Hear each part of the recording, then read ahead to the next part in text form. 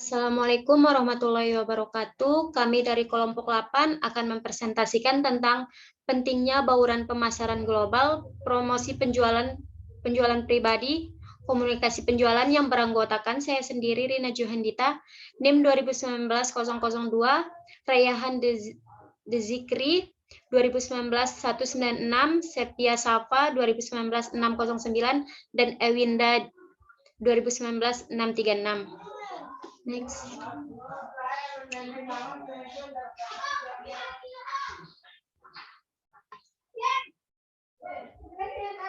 Next.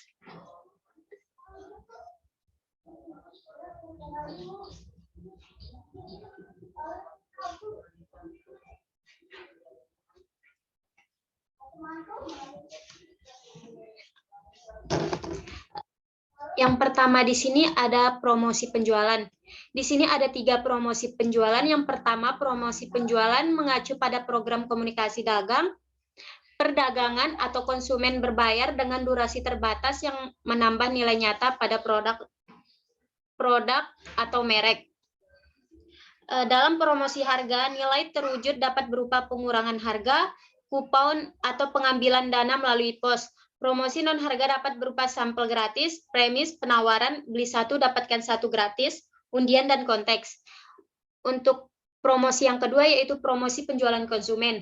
Di sini dapat dirancang untuk membuat konsumen sadar akan produk baru untuk merangsang bukan pengguna agar mencicipi produk yang sudah ada atau untuk meningkatkan permintaan konsumen secara keseluruhan. Untuk promosi yang ketiga di sini ada promosi penjualan dagang. Di sini dirancang untuk meningkatkan ketersediaan produk di saluran distribusi, di banyak perusahaan pengeluaran untuk aktivitas promosi penjualan telah melampaui pengeluaran untuk iklan media. Selanjutnya akan dilanjutkan oleh teman saya. Oke, terima kasih. Saya akan melanjutkan. Ada 4 faktor keterlibatan kantor pusat yang berkontribusi dalam upaya promosi. Kantor pusat mengambil peran dalam pengalokasian anggaran yang digunakan untuk kegiatan promosi penjualan. Terus kantor pusat memiliki keterampilan yang tidak dimiliki oleh manajer lokal.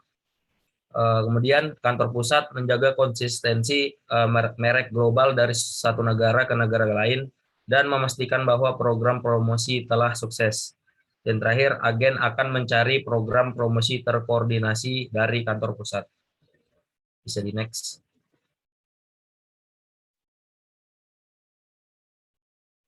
Oke, kemudian faktor yang harus diperhitungkan ketika menentukan promosi, mana yang harus dilokalkan. Negara dengan pembangunan ekonomi yang rendah dan pendapatan yang rendah. Kemudian melihat kematangan pasar, kemudian mengetahui persepsi lokal tentang alat promosi, dan mengetahui peraturan lokal di negara-negara tertentu. Oke, mungkin selanjutnya dijelaskan oleh rekan saya, Sepia.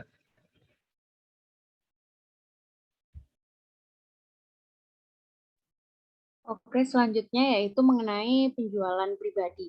Penjualan pribadi ini adalah komunikasi orang ke orang antara perwakilan perusahaan dan juga calon pembeli. Nah, upaya komunikasi penjualan ini difokuskan pada menginformasikan dan membujuk prospek dengan tujuan jangka pendek untuk melakukan penjualan dan tujuan jangka panjang untuk membangun hubungan dengan pembeli tersebut.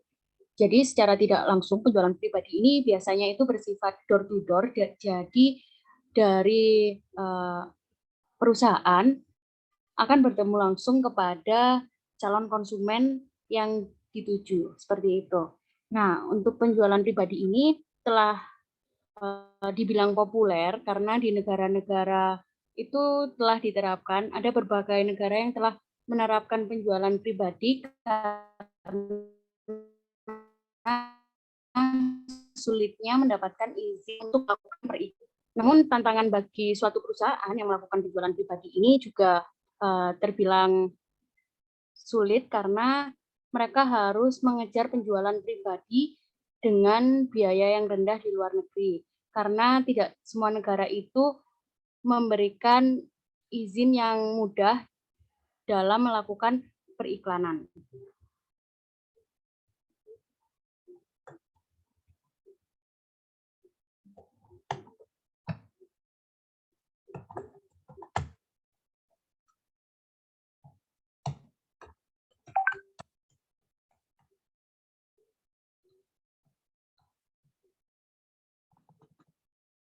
Selanjutnya yaitu mengenai tantangan dalam penjualan pribadi.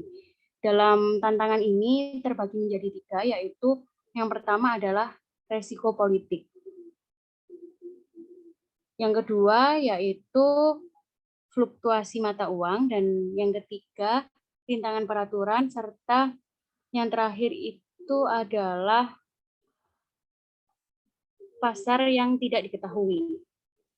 Jadi dalam melakukan penjualan pribadi itu, selain mereka memang mendapatkan benefit, di sini juga mendapatkan tantangan. Yang pertama yaitu resiko politik.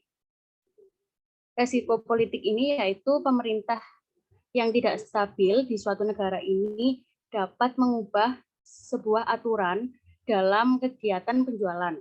Oleh karena itu, dalam mendirikan operasi baru di negara asing itu memang sangat sulit jika terjadi suatu hal yang kurang jelas, dan apalagi perusahaan asing itu harus mengikuti setiap ketentuan politik yang ada di negara tersebut. Jadi di sini memang kita harus beradaptasi dengan adanya politik di negara yang kita tuju. Yang kedua yaitu adalah fluktuasi mata uang. Jadi fluktuasi mata uang ini ada banyak contoh di mana pada upaya penjualan perusahaan itu tergelincir bukan karena ketidakefektifan atau kurangnya peluang pasar, tetapi terjadi karena fluktuasi nilai mata uang.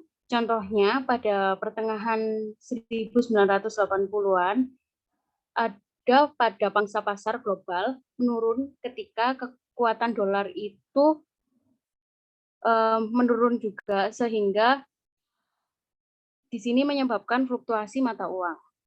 Selanjutnya yaitu rintangan peraturan. Jadi rintangan peraturan ini dapat disebut sebagai hambatan regulasi karena pemerintah itu terkadang menetapkan sebuah sistem kuota dan juga sistem tarif atau yang dapat kita kenal sebagai pajak, itu mempengaruhi kekuatan penjualan asing yang masuk, sehingga kita tidak bisa langsung memberikan suatu produk atau jasa kita kepada suatu negara tertentu. Dan tentunya kita harus mengikuti semua peraturan yang telah mereka tetapkan. Dan yang terakhir yaitu pasar tidak diketahui. Ketika sebuah perusahaan itu telah memasuki wilayah baru di dunia atau telah berekspansi ke negara lain, tentunya strategi penjualannya itu dapat terurai karena kurangnya pengetahuan tentang kondisi pasar. Jadi di sini sebuah perusahaan itu tidak mengetahui kondisi pasar dalam suatu negara. Oleh karena itu, memang apabila kita ingin melakukan penjualan pribadi di luar negeri, di luar negara kita harus mengetahui gimana struktur dan birokrasinya agar kita itu mengetahui kondisi pasar yang ada di negara tersebut. Dengan demikian, kita dapat membuat sesuatu strategi yang optimal dan dapat diterapkan. Selanjutnya akan dijelaskan oleh teman saya.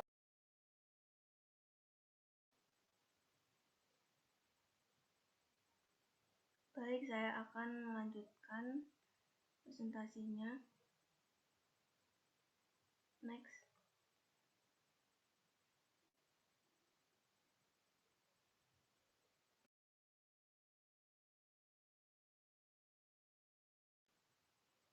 Yang selanjutnya yaitu cara meminimalkan tantangan.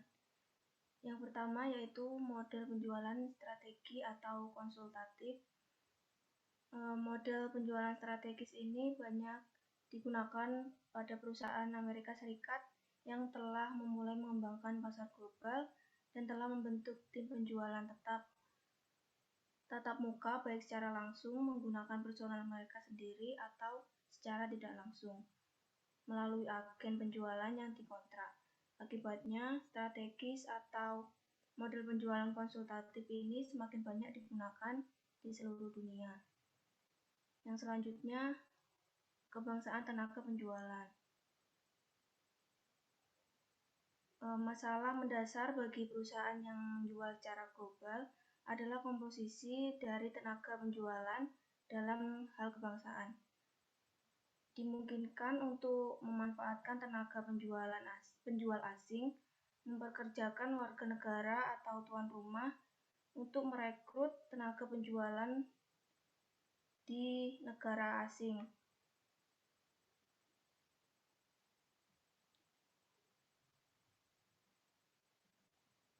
Alternatifnya adalah membangun tenaga penjualan dengan personal negara tuan rumah. Penduduk setempat menawarkan beberapa keuntungan termasuk pengetahuan mendalam tentang pasar dan lingkungan bisnis, keterampilan bahasa, dan pengetahuan budaya lokal yang unggul. Next.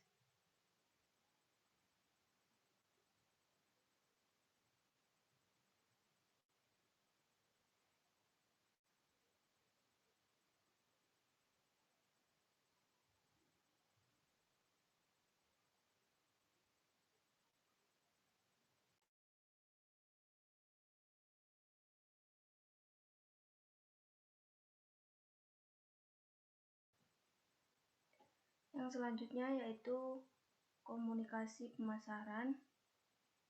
Di sini ada pemasaran langsung, media pendukung, acara sponsor, dan penempatan produk. Untuk pemasaran langsung sendiri itu berupa informasial, teleshopping, dan televisi interaktif. Informasial adalah bentuk program televisi berbayar di mana produk tertentu dipertunjukkan, dijelaskan, dan ditawarkan untuk dijual kepada pemirsa yang menelpon nomor bebas pulsa yang ditampilkan di layar. Kemudian teleshopping adalah versi lain dari TV shopping. Kita bisa memesan barang melalui telepon, membayarnya dengan kartu kredit, dan barangnya akan dikirim ke rumah beberapa hari kemudian. Kemudian televisi interaktif, yaitu merupakan televisi dengan jaringan internet aktif. Selanjutnya untuk media pendukung tradisional termasuk transit dan iklan billboard. Untuk acara sponsor ini berbentuk komunikasi pemasaran yang semakin populer di mana perusahaan membayar biaya agar namanya dikaitkan dengan acara, tim atau asosiasi atletik atau fasilitas olahraga tertentu. Yang terakhir yaitu penempatan produk. Penempatan produk ini bisa ditempatkan pada film, acara televisi, dan tokoh masyarakat. Contohnya dalam penempatan pada televisi, konten iklan dan program ini muncul karena perusahaan semakin mempertanyakan efektivitas perikanan tradisional. Faktanya, beberapa bukti menunjukkan bahwa penempatan produk yang menonjol dalam program televisi menghasilkan ingatan yang lebih baik daripada iklan yang tradisional. Next.